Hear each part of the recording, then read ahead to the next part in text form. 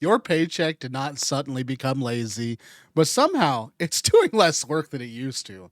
Them rent clears and groceries, they cost more than expected. Insurance, it pulls its share, and your phone bill lands, and a random subscription renews, and suddenly the money that was supposed to last 2 weeks, it feels like it survived 2 days. And that feeling is not always caused by bad budgeting, okay? And in many cases, it's a result of several financial pressures hitting at the same time. And the biggest reason your paycheck feels smaller is simple. Prices have risen faster than many incomes, and even when wages go up, the cost of housing, food, utilities, transportation, healthcare, and insurance can climb faster. And a 3% raise sounds good until your rent rises 8%. Groceries rise 6%, and the car insurance jumps even more. You technically make more money, but your purchasing power, it drops. A larger paycheck means very little when every essential expense takes a larger bite. Inflation also changes behavior. People compare prices more, postpone purchases, and feel anxious about ordinary expenses. And that constant calculation creates financial fatigue, making every decision feel heavier and making a paycheck seem even smaller before the money is actually gone. Housing is often the biggest problem. Rent and home prices have increased in many areas, and higher interest rates can make buying a home or refinancing more expensive. And when housing consumes 30 to 40 or even 50% of take home pay, the rest of the budget becomes a survival exercise people often blame themselves for not saving enough while ignoring the fact that one basic need is swallowing half their income before they even buy food. God bless the USA, huh?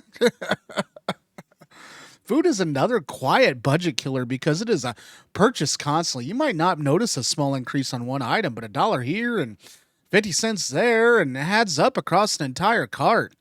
Eating out becomes more expensive too, not only because menu prices rise, but because service fees, delivery charges, tips, and taxes stacks on top of it. And a meal that appears to cost $12 can easily become 20. Transportation has also become a major drain.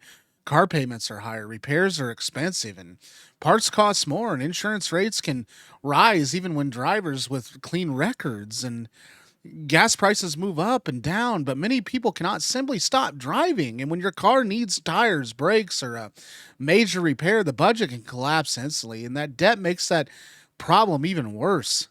Credit cards can feel like a temporary bridge when prices rise, but high interest rate turns the bridge into a trap.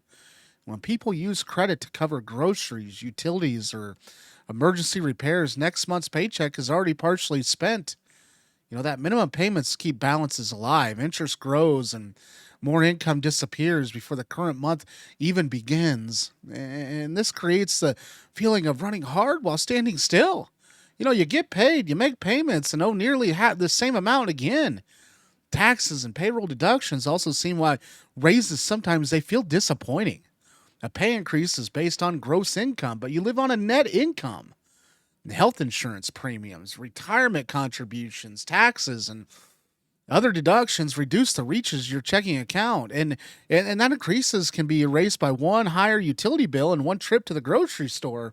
It's lifestyle creep plays a role too, but it's often misunderstood. Lifestyle creep means spending increase as income rises, and sometimes it's caused by unnecessary upgrades, but sometimes it happens because delayed needs finally get addressed. A person gets a raise and replaces worn out shoes, repairs the car, visits the dentist, or starts buying healthier food, and what looks like lifestyle inflation may actually be catching up on basic needs. Modern spending is also harder to track because so much of it's automatic. Streaming services, cloud storage, app subscriptions, memberships, delivery programs, gaming services, and software charges can quietly drain an account. Them automatic payments, they remove the pain of handling over money. And which makes spending easier to ignore, and convenience is valuable, but convenience is also expensive when it multiplies. Another reason why money feels tighter is that financial expectations have changed. People are told they should have some for retirement, building an emergency fund, invest, pay off debt, buy a home, travel, maintain good insurance, and prepare for healthcare costs. Those are responsible goals, but trying to fund all of them at once can make a decent income feel inadequate. And the problem is not always that you are failing. Sometimes the target is simply overloaded, and one paycheck is being asked to cover today's bills and yesterday's debt and tomorrow's security and all at the same time. So, what can you actually do? Start by separating fixed expenses, flexible expenses, and financial leaks. And fixed expenses include rent, insurance, car payments, and minimum debt payments. And flexible expenses include groceries, fuel, entertainment, and eating out. And financial leaks are charges that provide little value, such as forgotten subscriptions, repeated fees, unused memberships, or expensive convenience habits. And do not start by cutting everything enjoyable. Start by finding expenses that do not improve your life. And next, calculate your true hourly pay.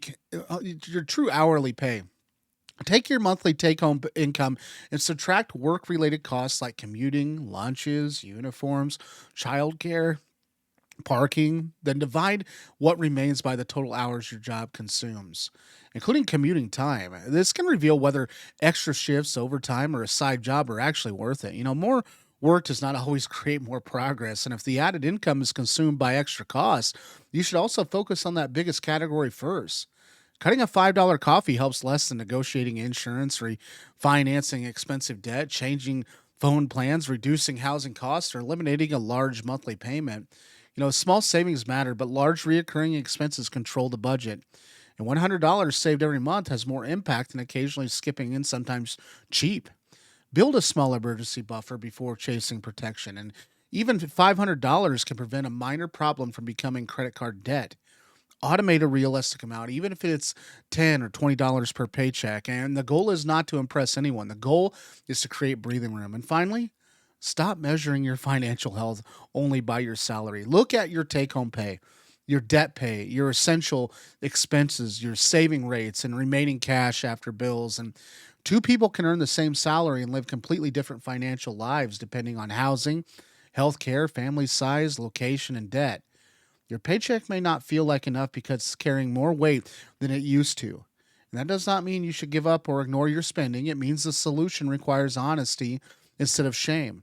Track the real numbers, cut what brings no value, attack expensive debt, and protect a small emergency fund and focus on the largest monthly cost. The number on your paycheck matters, but what that number can actually do matters even more. Thanks for watching today. If you found value in today's video, I'd appreciate it if you subscribe. We're looking to build this channel. Without you, we can't do it. So I'd appreciate it. Hope you have a good day, and I am out of here. Bye-bye.